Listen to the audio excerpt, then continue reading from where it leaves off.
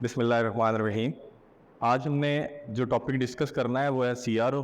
उसका सबसे पहले हम थ्योरी देखेंगे और उसके बाद हम उसको परफॉर्म करके भी देखेंगे, उसकी हम कैलिब्रेशन करेंगे और कुछ सर्किट यूज़ करके उस पर हम आउटपुट भी जो सी है वो डिस्प्ले करके दिखाएंगे। CRO सबसे पहले है क्या? Cathode ray oscilloscope. Cathode ray oscilloscope में होता है क्या? हमारे पास एक इलेक्ट्रॉन गन होती है, ठीक है, जिसमें इलेक्ट्रॉन की बीम जौन सी है वो डिफ्लेक्ट करती है जब वो पास करती है इलेक्ट्रिक फील्ड में। अब इलेक्ट्रिक फील्ड हमने अप्लाई की होती है हॉरिजेंटल और वर्टिकल प्लेट्स के जरिए। ये है उसका पहले नाम और उसका वर्किंग प्रिंसिपल कि वो किस चीज़ पे काम करेगी कि इलेक्ट्रॉन बीम जौन सी है वो डिफ्लेक्ट करती है जब वो इलेक्ट्रिक फील्ड के अंदर से पास करती है। ये उसका वर्किंग प्रिंसिपल है। इसकी डेफिनेशन क्या है कि ये एक ऐसा इलेक्ट्रॉनिक इंस्ट्रूमेंट है जिसको हम यूज़ करते हैं ग्राफ के प्लॉट करने के लिए। ये high speed graph plotting device है हमारे पास, ठीक है जी। और उसके बाद इसकी एप्लीकेशंस क्या है कि इस पर हम कोई भी इलेक्ट्रिकल सिग्नल जौन सा है वो प्रोवाइड कर सकते हैं। अब इलेक्ट्रिकल सिग्नल हमारे पास साइनोसाइडल भी हो सकता है, स्केयर फॉर्म में भी हो सकता है, साटूथ फॉर्म में भी हो सकता है। और उसमें हम जब उसको अप्लाई करेंगे तो उससे हम फाइंड आउट क्या क्या कर सकते हैं। हम इससे उसका फेज एंगल भी फाइंड आउट कर सकते हैं, उसका हम पीक वैल्यू भी फाइंड आउट कर सकते हैं, उसका हम टाइम पीरियड भी जौन सा है वो फाइंड आउट कर सकते हैं। ये हमारे पास साइनोसाइडल सिग्नल है, ये हमारे पास स्केयर है। और जब हम दोनों सिग्नल्स को दो सिग्नल्स अगर लेट्स सपोज हम अपने सर्किट में अप्लाई करके उन दोनों का कंपैरिजन चाहते हैं तो वो भी हम CRO की मदद से वो देख सकते हैं। अभी आपके सामने दो साइनोसाइडल सिग्नल्स जो से वो हमने अप्लाई किए हैं, एक जौन सा है वो ग्रीन कलर से और एक जौन सा है वो ब्लू कलर से शो किया हुआ है, ठीक है जी। हमने इससे फाइंड आउट क्या करना है? Frequency, time period, phase angle जो है वो हमने फाइंड आउट करना है। इसकी कंस्ट्रक्शन में क्या क्या चीज शामिल होती है? इलेक्ट्रॉन गन होती है। इलेक्ट्रॉन गन के फर्दर कितने पार्ट्स होते हैं? फिलामेंट होता है, कैथोड होता है, ग्रिड और एनोड्स। ये इलेक्ट्रॉन गन है इस पार्ट से लेकर इस पार्ट तक होती है, यहाँ तक सिर्फ इलेक्ट्रॉन गन होती है हमारे पास, ठीक है जी। अब इसमें उसके बाद इलेक्ट्रॉन गन के बाद हमारे पास डिफ्लेक्टिंग प्लेट्स होती हैं। डिफ्लेक्टिंग प्लेट्स हमारे पास दो तरह की होती हैं। एक हमारे पास हॉरिजेंटल डिफ्लेक्टिंग प्लेट्स होती हैं जिनको एक्स से डिनोट किया जाता है, और एक हमारे पास जो सी हैं वो वर्टिकल होती हैं, जिन वर्टिकल वाई से हम उसको डिनोट करते हैं। अब इसके हम कंस्ट्रक्शन पे जाते हैं कि ये वर्किंग किस किस तरह से करेगा। सबसे पहले हमारे पास फिलामेंट है, ठीक है जी। फिलामेंट को हम क्या करते हैं, इसको हम पोटेंशियल को प्रोवाइड करेंगे तो फिलामेंट से जब भी करंट पास करेगा तो उसकी वजह से हीट इफेक्ट पैदा होगा। हीटिंग इफेक्ट से क्या होगा, वो हीट एनर्जी जो सी है आगे कैथोड हमारे पास लगा हुआ है, कैथोड में इलेक्ट्रॉन्स जो से हैं वो उस हीट को एब्जॉर्ब करेंगे और थर्मियोनिक इमिशन होगी। थर्मियोनिक इमिशन क्या होती है? थर्मियोनिक इमिशन होती है कि हीट एनर्जी की वजह से किसी प्लेट में से इलेक्ट्रॉन्स की इमिशन, तो ये कैथोड में से इलेक्ट्रॉन इमिट होंगे और इस फिनोमेना को कहा जाता है थर्मियोनिक इमिशन, हीट की वजह से होंगे। उसके बाद हमारे पास ग्रिड है। ग्रिड का जो है नेगेटिव पोटेंशियल होता है। वो नेगेटिव पोटेंशियल क्यों होता है? बिकॉज ग्रिड का फंक्शन ये है कि इसने कैथोड में से निकलने वाले जो नंबर ऑफ इलेक्ट्रॉन्स है उसको इसने कंट्रोल करना। अब नंबर ऑफ इलेक्ट्रॉन्स कंट्रोल अगर होंगे तो ये फ्लोरेसेंट स्क्रीन पे जो इलेक्ट्रॉन्स जाके स्ट्राइक करेंगे वो जब कंट्रोल होगा तो उससे उसकी ब्राइटनेस कंट्रोल हो जाएगी। तो इसका मतलब ये है कि ग्रिड का मेजर फंक्शन क्या है कि उसके नंबर ऑफ इलेक्ट्रॉन्स उससे कंट्रोल करने हैं, जिसकी वजह से हमारे पास ब्राइटनेस जो है वो स्क्रीन पे कंट्रोल होगी। उसके बाद हमारे पास तीन एनोड होते हैं, A1, A2, A3। ये तीनों एनोड होते हैं। इनका पोटेंशियल एज कंपेयर टू आपके पास ग्रिड जो सा है वो हाई होता है। ग्रिड नेगेटिव पोटेंशियल होता है, एनोड्स पे पॉजिटिव पोटेंशियल होता है। A2 जो सा इसका कंपैरेटिवली A1 और A3 से जो पोटेंशियल है वो ज्यादा होता है। A1 जो से that are known as accelerating anode, A2 जो सा है वो फोकसिंग एनोड होता है, A3 जो सा वो हमारे पास मजीद फिर उसके बाद एक्सेलरेटिंग एनोड होता है।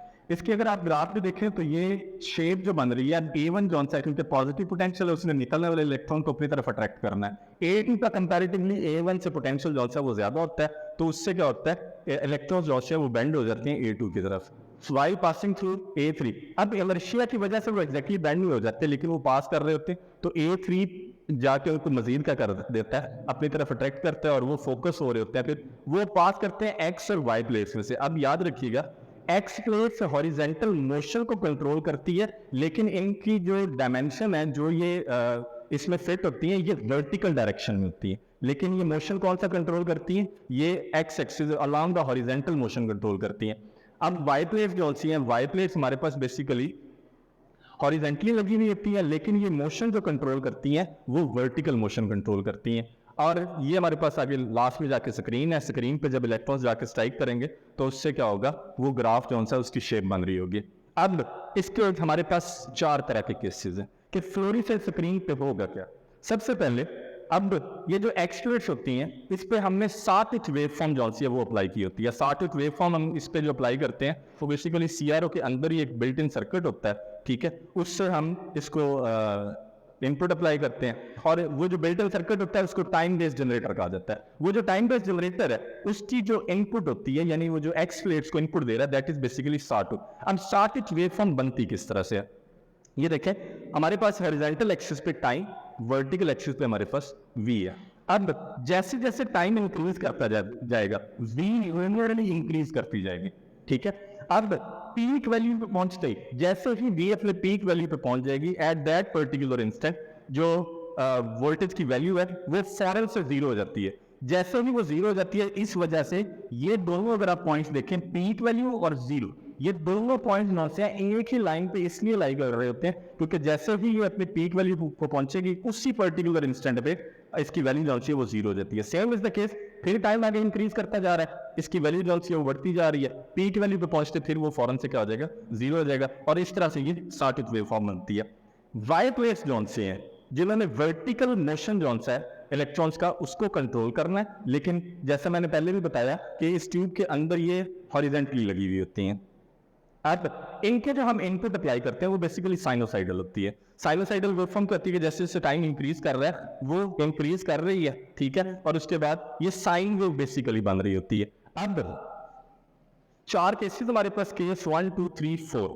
केस 1 में क्या कि अगर हमने एक्स प्लेट्स और वाई प्लेट्स दोनों पर जो इनपुट अप्लाई की हुई है वो हमारी जीरो है। इसका मतलब है कि इधर से फिलामेंट जब कैथोड में से इलेक्ट्रॉन्स को एमिट करेगा, थर्मियोनिक एमिशन होगी, वो ग्रिड में से इलेक्ट्रॉन्स पास करेंगे और वो सीधा पास कर जाएंगे बिकॉज ना एक्स प्लेट को हमने कोई इनपुट दी है ना वाई प्लेट को हमने कोई इनपुट भी दी है। तो जब एक्स प्लेट और वाई प्लेट को इनपुट नहीं दिया तो इसका मतलब है कि दोनों डायमेंशन में इलेक्ट्रॉन जोन से हैं वो कंट्रोल नहीं हो रहे हैं, यानी वो स्ट्रेट पास करेंगे, यानी वो जो बीम ऑफ इलेक्ट्रॉन है ये स्ट्रेट पास करेगी। अब जब वो स्ट्रेट पास कर जाएगी तो वो सिर्फ एक पॉइंट पे जाके स्क्रीन पे स्ट्राइक कर रही होगी। वो जब एक ही पॉइंट पे जाके स्क्रीन पे स्ट्राइक कर रही होगी तो वो सिर्फ आपके पास एक स्पॉट बनेगा। ये किस सूरत में बनेगा, जब आपने एक्स प्लेट्स को जो इनपुट दी है और जो वाई प्लेट्स को इनपुट दी है वो दोनों जीरो है। फिर उसके बाद अगर आप सिर्फ एक्स प्लेट्स को इनपुट दे दें यानी सार्टिक वेवफॉर्म आप दे दें, लेकिन आपके पास जो वाई प्लेट्स हैं उनको आपने इनपुट जो सी है वो जीरो दी हुई है, तो उस फॉर्म में आपके पास सिर्फ हॉरिजेंटल लाइन बनती है। और अगर आप अब एक्स प्लेट्स को ऑफ कर दें और वाई प्लेट्स को ऑन कर दें तो उस सूरत में आपके पास सिर्फ एक वर्टिकल लाइन बनती है। लेकिन अब अगर आप दोनों इनपुट्स दे दें एक्स भी वाई भी, फिर आपके दोनों सुपरपोज होकर मिलती है और जब दोनों रोज ये सुपरपोज होंगी तो आपके पास जो आउटपुट वेवफॉर्म बन रही होती है वो साइनोसाइडल वेवफॉर्म बन रही होती है। इसके बाद अभी हम सीआरओ की कैलिब्रेशन करेंगे। उससे पहले मैं आपको कैलिब्रेशन बता दूं, कैलिब्रेट करना होता क्या। हमारे पास एरर दो तरह का होता है, एक होता है रैंडम एरर और एक होता है सिस्टमैटिक एरर। रैंडम एरर जो होता है वो अननोन फैक्टर की वजह से होता है। रैंडम एरर को हम मिनिमाइज कर सकते हैं लेकिन उसको हम रिमूव नहीं कर सकते। हम उसको मिनिमाइज कैसे कर सकते हैं, नंबर ऑफ रीडिंग्स लेके उनका हम एवरेज ले लें। लेकिन जो हमारे पास सिस्टमैटिक एरर होता है, सिस्टमैटिक एरर को हम रिमूव कर सकते हैं और उसको रिमूव हम किस तरह से करते हैं, बाय प्रॉपर कैलिब्रेशन। अब हम उसको कैलिब्रेट किस तरह से करते हैं, हमारे पास कोई एक स्टैंडर्ड इंस्ट्रूमेंट होता है उसके साथ हम उसको कंपेयर कर लेते हैं। अब जब हम सीआरओ की कैलिब्रेशन करेंगे तो इस पर हमारे पास स्टैंडर्ड क्या होगा, हम जो उसके इनपुट दे रहे होंगे वो हमें पता होगी कि वो वोल्टेज कितने हैं, उसकी पीक टू पीक वोल्टेज क्या है और उसकी फ्रीक्वेंसी क्या है, वो हमें वैल्यू पता होगी। और उधर जो आउटपुट वेवफॉर्म आ रही होगी उसको हम देख लेंगे कि आया वो हमारे इनपुट के साथ मैच कर रही है। अगर वो हमारी इनपुट के साथ मैच कर रही है तो इसका मतलब है हमने कैलिब्रेट कर लिया सीआरओ। आइए इसके बाद हम देखते हैं सीआरओ की कैलिब्रेशन को। अब हम सबसे पहले इसको कैलिब्रेट करेंगे सीआरओ को। ये इसका सबसे पहले पावर बटन है, यहाँ से हम पावर बटन ऑन करेंगे। इस पर आप देखें जैसा हमने पहले भी बताया कि इस पे 2 एक्सिस होते हैं हमारे पास, एक हॉरिजॉन्टल एक्सिस होता है और एक वर्टिकल एक्सिस होता है। यहाँ पे आप देख सकते हैं हॉरिजॉन्टल एक्सिस पे जो हमारे पास रीडिंग आएगी वो बेसिकली टाइम पर डिवीजन होगी, ठीक है जी। जो हमारे पास वर्टिकल एक्सिस है, वर्टिकल एक्सिस पे हमारे पास 2 चैनल होते हैं, चैनल 1 चैनल 2। हमने जहाँ पे जो चैनल यूज़ कर रहे हो ना वहाँ पे हमने केबल यूज़ करनी है। अगर हम चैनल 1 यूज़ कर रहे हैं तो हमने यहाँ केबल लगानी है। ये वर्टिकल मोड के लिए चैनल 1 डुअल चैनल 2। अगर आपने सिर्फ चैनल 1 यूज़ करना है तो इसको हम एक्सट्रीम लेफ्ट पे रखेंगे। अगर हमने डुअल मोड यूज़ करना है तो इसको हम सेंटर में रखेंगे और अगर हमने सिर्फ चैनल 2 यूज़ करना है तो इसको हम एक्सट्रीम राइट पे रखेंगे। तो हम चूंकि चैनल 1 यूज़ कर रहे हैं तो हम इसको एक्सट्रीम लेफ्ट पे रखेंगे। अब ये हमारे पास जो हमारे पास वर्टिकल एक्सिस होगा, वर्टिकल एक्सिस पे हमारे पास वोल्ट्स पर डिवीजन होंगे, ठीक है जी, और हॉरिजॉन्टल एक्सिस पे टाइम पर डिवीजन होगी। हम इसको सबसे पहले पावर ऑन करते हैं,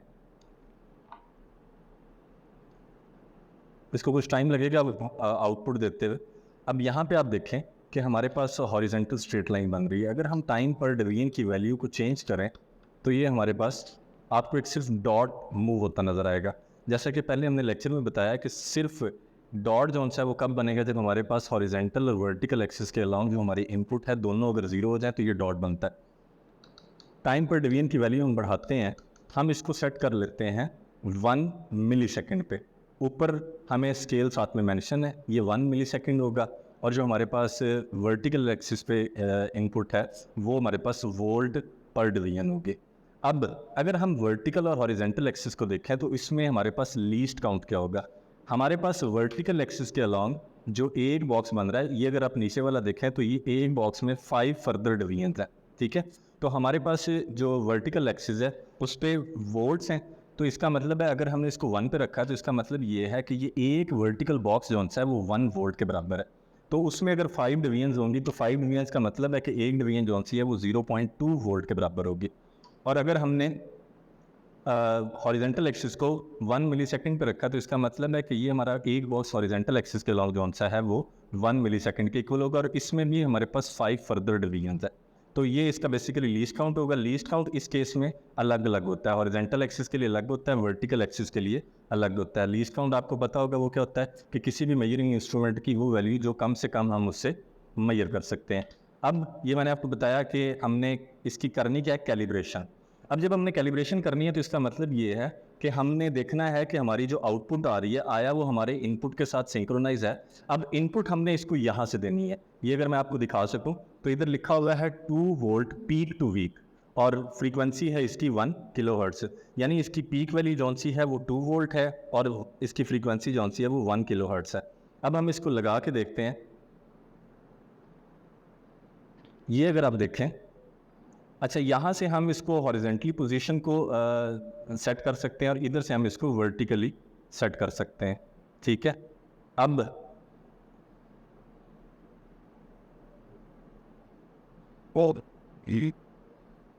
यहाँ पे ये आप अगर देखें तो ये नॉर्मल, ऑटो और लॉक, इधर से हमने इसको लॉक कर लेना, क्योंकि अगर हम इसको लॉक ना करें, इसको अगर हम ऑटो पे रखें तो ये इस तरह से मूव करता रहेगा। तो हमने क्या करना है, इसको यहाँ पे अपनी रीडिंग को लॉक कर लेना। अब यहाँ पे आप देखें, ये अगर ये बटन जौन सा है अगर इसको हम प्रेस करेंगे तो हमारी इनपुट जौन सी है वो डीसी होगी, और अगर हम इसको अनप्रेस करेंगे तो ये हमारे पास एसी होगी। अब स्केयर वेव भी आपके पास बन रही है। स्केयर वेव जो होती है उसमें आप ये देखें, अगर हमने इसको देखना हो तो ये यहाँ से स्टार्ट हो रही है, एक अपर पोर्शन और एक लोअर पोर्शन, ये दोनों पोर्शन मिला के बेसिकली एक वेव बनेगी।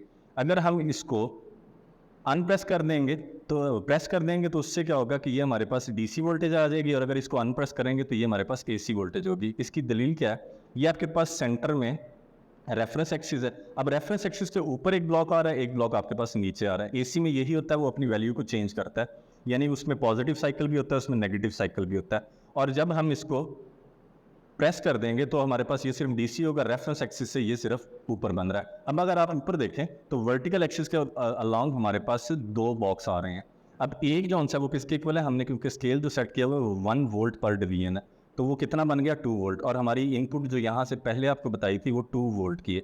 तो इसका मतलब है कि हमारे पास जो पीक वैल्यू आ रही है वो बिल्कुल ठीक आ रही है। अब हम इसका टाइम पीरियड देखते हैं। अब चूंकि हमारी फ्रीक्वेंसी कौन सी है वो 1 किलोहर्ट्ज़ है, तो एक्स एक्सिस के अलॉन्ग हम अगर देखें तो एक्स एक्सिस के अलॉन्ग एक साइकिल जो है वो हमारा एक हॉरिजॉन्टल ब्लॉक के अंदर कंप्लीट हो रहा है। अब एक हॉरिजॉन्टल ब्लॉक के अंदर जब वो कंप्लीट हो रहा है तो इसका मतलब है कि उसका टाइम पीरियड जो है वो 1 मिलीसेकंड है। तो उससे अगर हमने फ्रीक्वेंसी फाइंड आउट करनी है तो वो क्या हो जाएगी 1/t। तो 1/1 मिलीसेकंड जब आप करेंगे तो आपके पास 1000 आ जाएगा। तो इसका मतलब है कि इसकी इनपुट फ्रीक्वेंसी जो सी है वो 1000 हर्ट्ज़ है, और जो ये पीक वोल्टेज दे रहा है वो भी 2 वोल्ट है। इसका मतलब है कि ये जो आउटपुट वेवफॉर्म यहाँ पे शो हो रही है वो हमारे इनपुट के साथ बिल्कुल सिंक्रोनाइज कर रही है, यानी हमारी इनपुट के साथ वो स्टैंडर्डाइज है। तो जब ये दोनों सिंक्रोनाइज हो गई हैं तो इसका मतलब है कि हमारा CRO जो है वो कैलिब्रेट हो गया। यही बेसिकली कैलिब्रेशन होती है। Thank you so much.